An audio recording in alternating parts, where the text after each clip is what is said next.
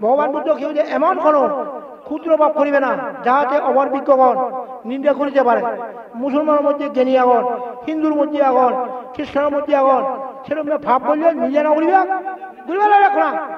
এই জিনিসগুলো লজ্জার বিষয় নয়। এই যে বড় মানুষ একটা করে লাজাতে যায় মুসলমান হবা, হ্যাঁ এখন খন তোমার মাঝে কোনো বিয়াদ দাও তোমার ধর্ম কেন বিয়াদ দাও আর মাঝে কোনো আড্ডা হয় তোমার মাঝে থেকে যে বোরখা আছে এগুলোতে বোরখা আছে না, হ্যাঁ এখন কথা সাংমা মিলে বোরকা মিলে মারমা মিলে তোরা যে বোরখা দিব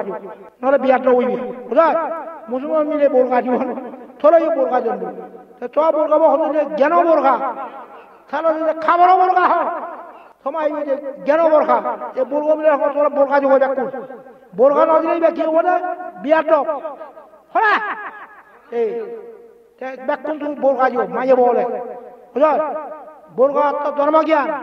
ধর্মচক্ষু এইভাবে বোরখা বোরখা কাকে বলে এই বোরখা দিলে